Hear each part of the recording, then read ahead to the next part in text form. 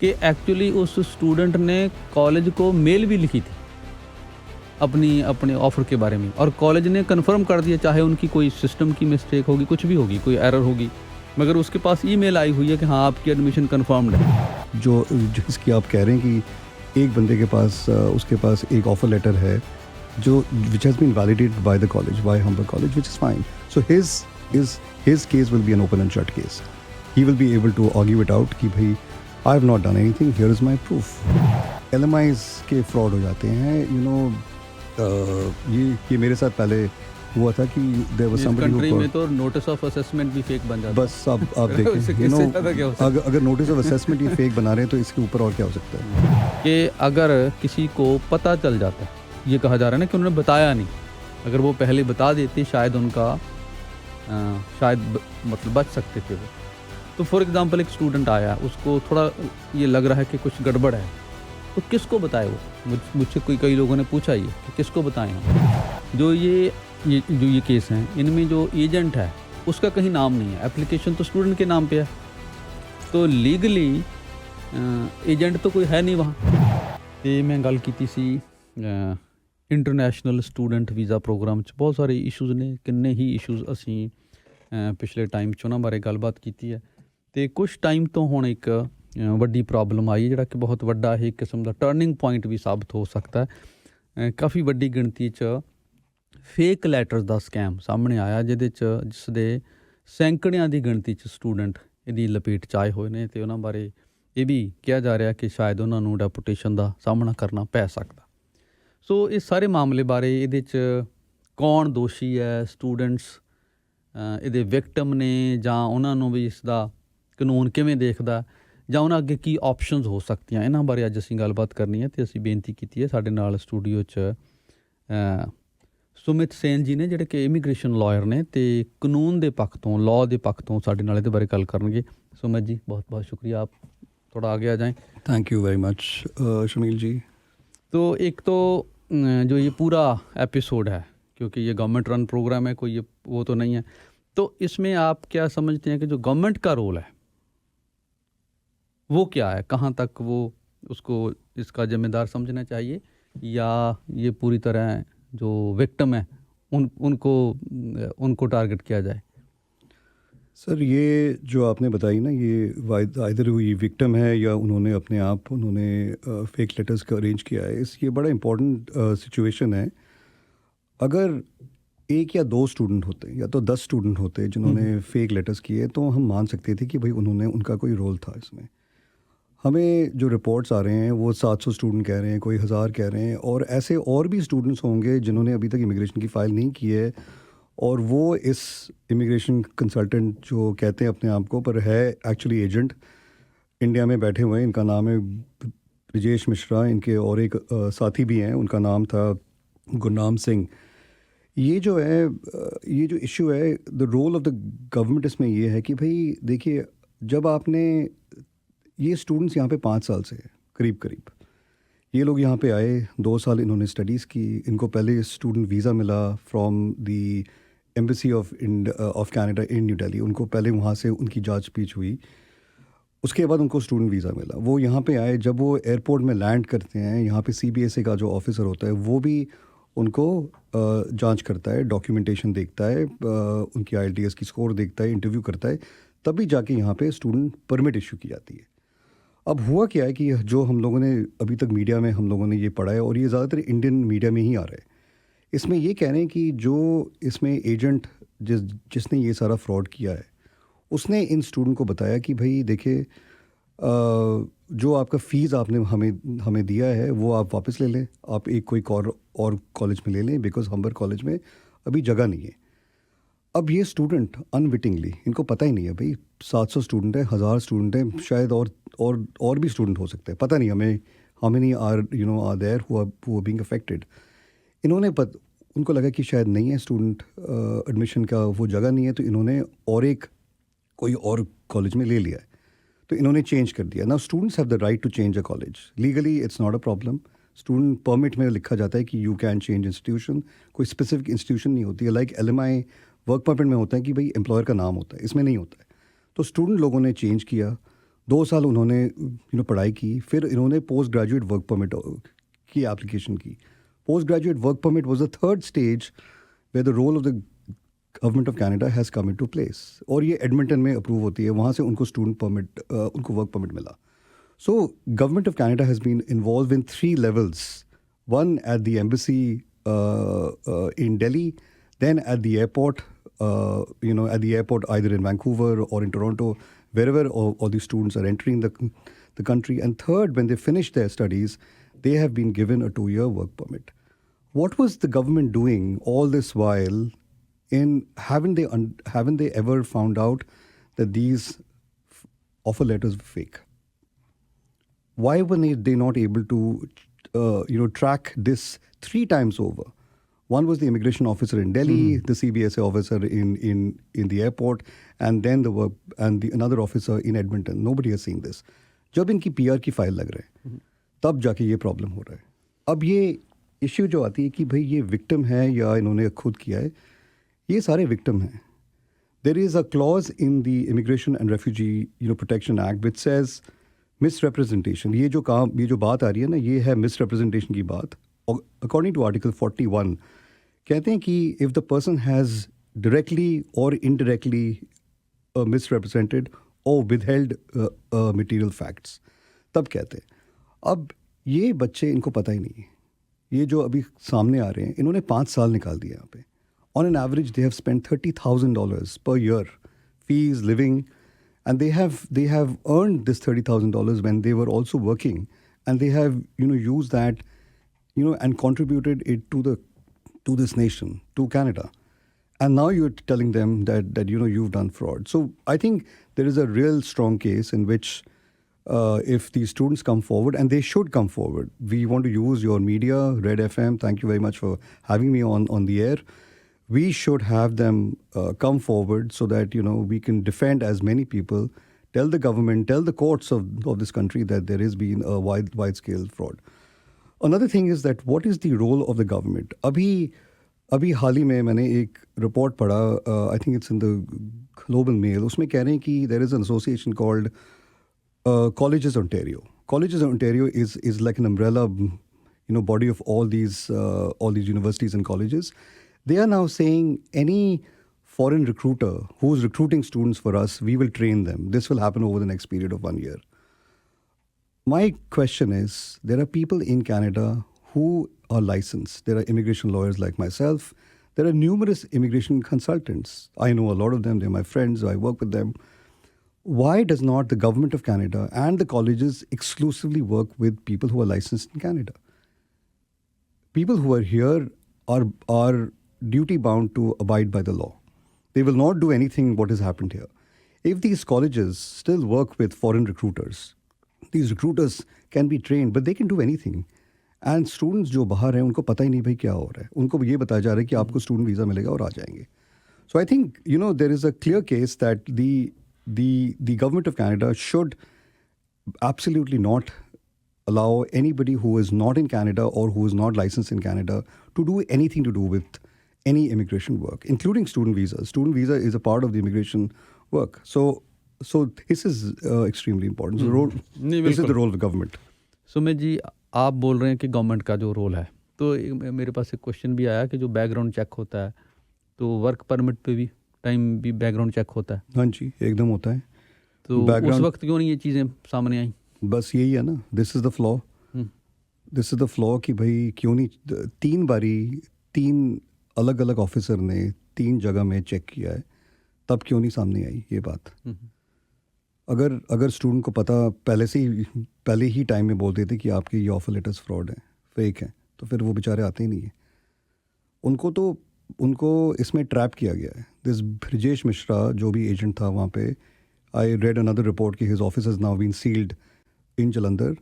पर उसने ये बोला कि आप हमें 16 से 20 लाख रुपए दे, which is almost about, if you take an average of 18 lakhs, it's about $30,000.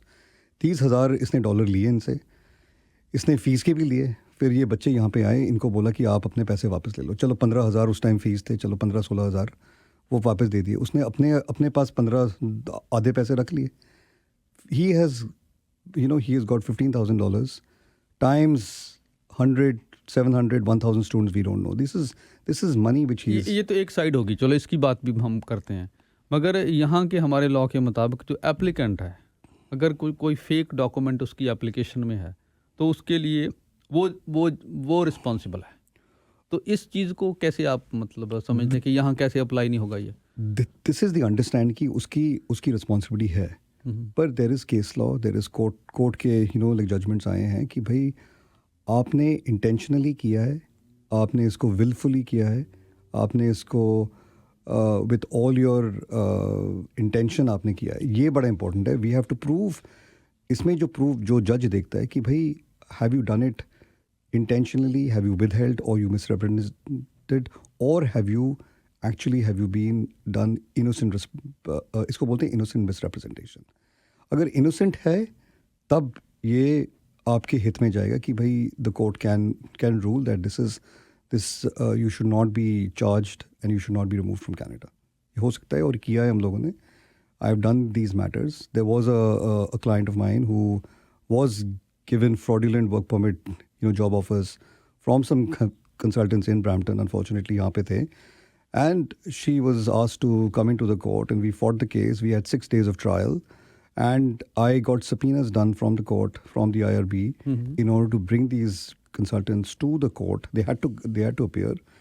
We cross-examined them and we proved. The judge was convinced. She told us later that in 11 years of being on the bench, this is the first time I am convinced that my client was innocent. So innocent, if you can prove that you did not know what you were doing.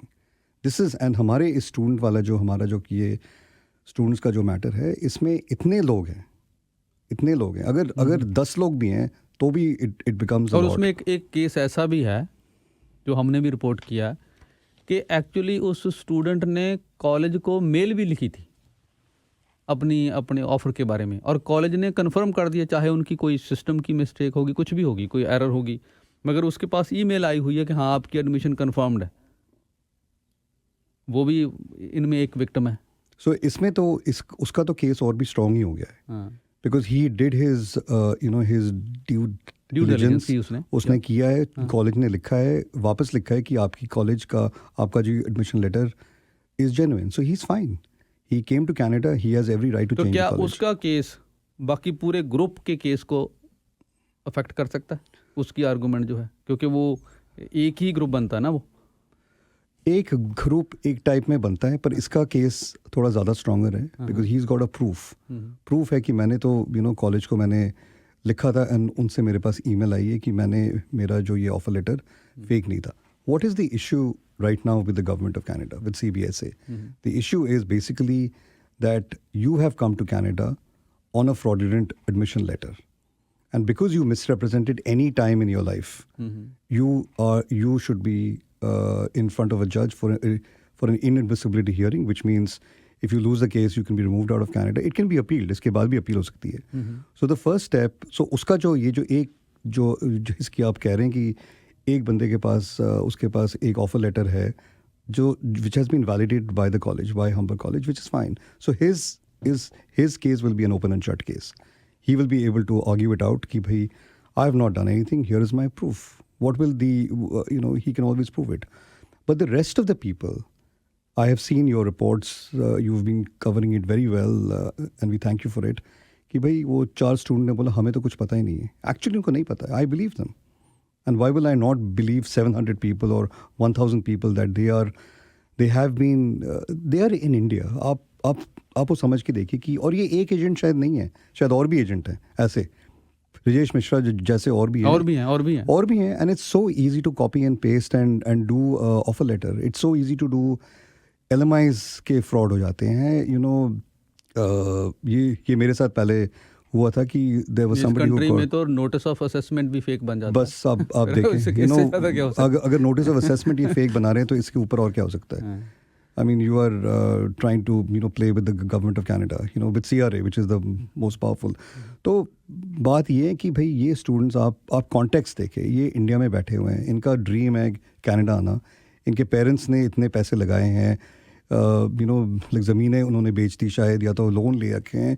People have taken loans. I meet students and they have taken lots of loans and they are paying it back. It's very very hard. Their dream is to settle down in Canada and help them. अच्छा सुमित जी, जो immigration minister हैं उनके साथ हमारी बात हुई थी. वो कहते कि उनकी जो वो अपनी फ्रस्ट्रेशन एक्सप्रेस कर रहे थे कि जो फॉरेन थर्ड कंट्रीज़ में बाहर बैठे एजेंट हैं उनको वो कंट्रोल नहीं कर सकते, और जो कुछ हो रहा है ये सब कुछ उसी की वजह. सो क्या इससे हमारे पूरे का पूरा जो इमिग्रेशन सिस्टम है उसकी इंटेग्रिटी वो भी अब क्वेश्चंस में है, क्वेश्चन मार्क उस पर लगा हुआ.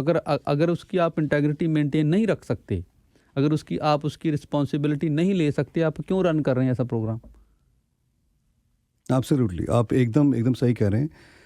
We have repeatedly heard from the government ministers कि भाई अगर कोई बाहर कुछ कर रहा है, we have no authority and jurisdiction on the people outside. If that be the case, why is Colleges Ontario talking about training foreign recruiters? Why aren't they using immigration consultants and immigration lawyers to do the student work?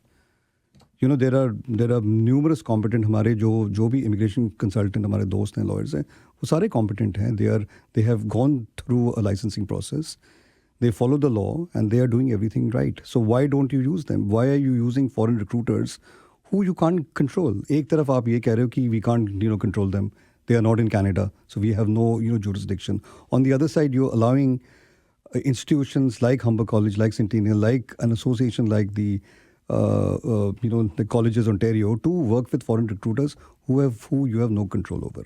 अब इसमें effect कौन हो रहा है? Student ही हो रहे हैं ना. जो एजेंट वहाँ पे बैठा है वो कुछ भी he can misrepresent, he can willfully, he can do whatever he wants. And these students don't know what they're doing. ऐसे मेरे पास बहुत केसेस आते हैं और हम ये हमेशा लड़ते हैं. तो the government has a proactive role in this. The government has an absolute proactive role where they have to change the system or monitor. You can't say, I can't do anything. Of course you can. And on top of it, there are methods. अगर नहीं कुछ कर सकते, कम से कम उस programme को बंद तो कर सकते हैं.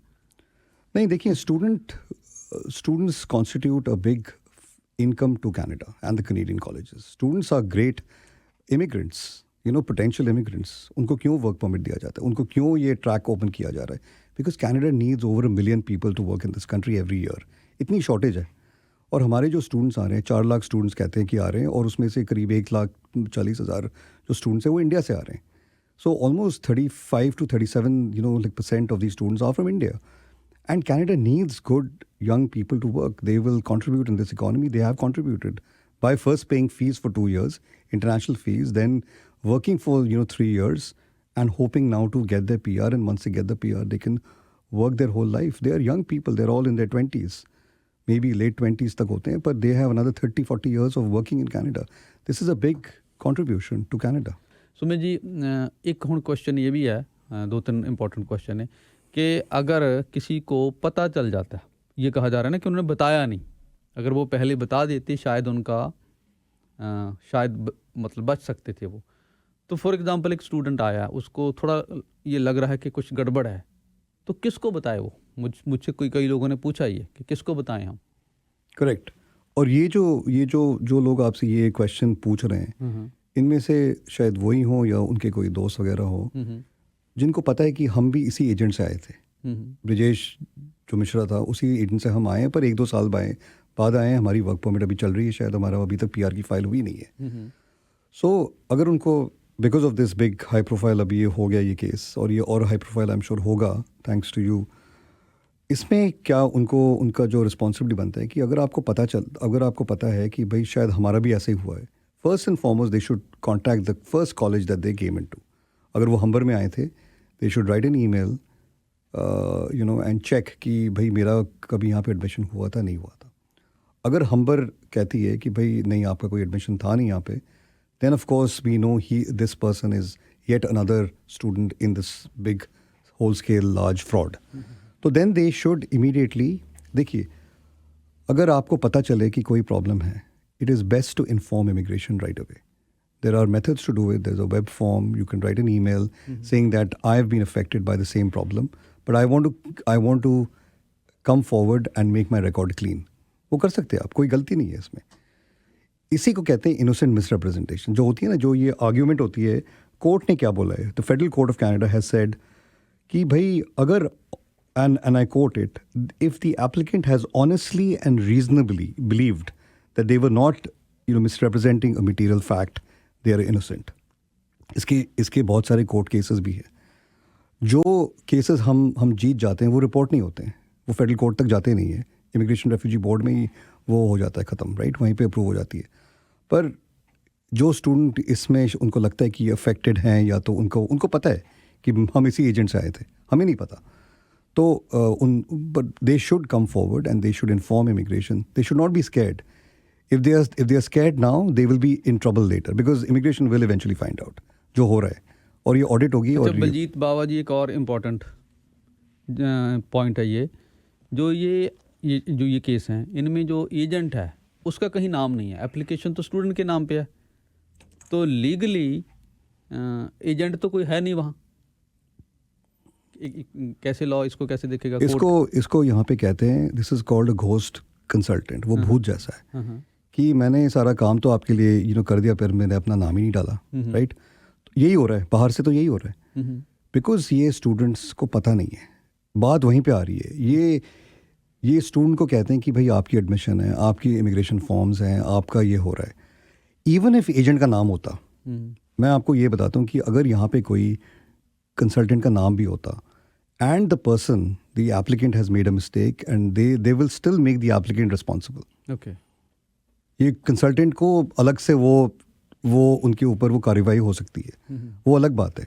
पर बात वहीं पे रह जाती है कि applicant whoever has signed, because आपने उस फॉर्म में वो नीचे लिखा होता है, आई hereby certify all the information I am giving is true and genuine, और आप साइन करते हो और डेट करते हो, so the responsibility is 100% yours, right. तो इसमें ये जो केसेस जो जाते हैं ना, इसमें the onus of responsibility is on the applicant to prove that I am innocent. The ministers जिसको हम कहते हैं डिपार्टमेंट ऑफ जस्टिस, जो इस केस को लाती है ऑन द अपोजिंग जो साइड होती है, वो तो यही प्रूव करेगी कि आपने वो किया है या आपने नहीं किया है, लाइक आपने जान के किया है, नहीं जान के किया है, प्रॉब्लम आपकी है। But the courts do not look it like that. Courts are fair. We are in Canada thankfully, और यहाँ पे तो महल ये पूछ रहे हैं कि जो फ्यूचर के स्टूडेंट्स हैं, और कोई ये तो है नहीं कि बंद हो गया अब सिस्टम, ये ब्रजेश मिश्रा एक गया और आ जाएंगे 20, तो उसको कैसे रोकेंगे हम? आई थिंक जो पहली बात है ना, पहला जो बात है कि the government of Canada has a very positive role in this, that they should, ये क्वेबेक में होता था, आई रिमेंबर, वो पूछते थे कि have you used an agent or an immigration consultant or a lawyer in the preparation of your file? Quebec used to do it at a certain point. I don't know if they still do it or not. But firstly, any student work, any immigration work for that matter, should only be done by a licensed immigration consultant in Canada or a licensed immigration lawyer in Canada or a lawyer in Canada. उसकी responsibility हो, क्योंकि उसकी responsibility होगी। He will not do wrong. वो नहीं करेंगे because उनको भी ये डर होता है कि भाई हमारी लाइसेंस के ऊपर इम्पैक्ट करेगा। क्यों करेंगे? वो एक केस से तो वो पैसे नहीं बना रहे ना, वो तो उनकी ये रोजी रोटी है। So this is the first thing, the government has to stop this process where they can use student recruitment from overseas using anybody and everybody. Misrepresentation will carry on. This will never stop. Government can say, oh, it's not our responsibility. Then what's eventually who's the person who's getting affected? जो affect हो रहा है वो बेचारा student ही है। वो ये this process will not stop. अच्छा, ये जो कोई भी एजेंट है ABCD, कुछ ब्रजेश है और उसकी जगह कोई और भी हो सकता है, अब उसने कर लिया, इतने लोग उसके विक्टिम हैं जिनकी लाइफ में बहुत बड़ा एक किस्म का क्राइसिस है ये, तो उसके खिलाफ क्या गवर्नमेंट ऑफ कनाडा कुछ कर सकती है? एब्सोल्युटली। ये आपने बड़ा इम्पोर्टेंट लाइक सवाल पूछा है। पहली बात, the government has a positive, मैं हमेशा ये बोल रहा हूँ ना कि the government has a positive role, a proactive role. There is an extradition treaty between the government of Canada and the government of India. This was signed few years ago, and you will find it on the website. अगर आप search करें, the treaty number is E101286. ठीक है, इसमें कहते हैं कि the government of Canada and the government of India desiring to make more effective the cooperation between two countries in the suppression of crime. Brijesh Mishra has done not just crime, he's done organized crime, like terrorism, like drug dealing, like money laundering. Those are crime. This is a crime. This is, you are this one agent or few other agents. These people are trying to use the immigration system of Canada, which is supposed to be fair, which is fair, and the integrity should be protected. This guy has involved in crime and he's affected so many lives. He should be extradited from India. Extradition treaty hoti hai. Canada has an extradition act. An extradition treaty is there. And how it works is, इसमें क्या होता है कि पहले the government has to, the government of Canada will be the requesting state and India will be the responding state. They will request India through the Ministry of Foreign Affairs of Canada to the Ministry of Home Affairs in India to arrest Brijesh Mishra. He should be arrested and he should be extradited to Canada. There is a whole process which is done. And this can be done at the government level. We can't do it. Individual lawyers cannot do it. We can always defend a case of a person who's being extradited. But this is somebody who's in India who's done crime. If the government of Canada is serious and they want to take this on forward and they make an example out of one person, and India will be very happy to help on this, because these are Indian students. वो India के बेचारे पैसे लेके यहाँ पे आए हैं, लाखों डॉलर्स लेके आए हैं, और अगर इन सबको वापस जाना पड़े, अब इनका क्या होगा? India will be very happy, and I'm sure the Ministry of Home Affairs should be, so he should be arrested and extradited for having perpetrated organized crime, and he should be charged in Canada, and this will actually strengthen the hands of all these students. बहुत शुक्रिया सुमित जी.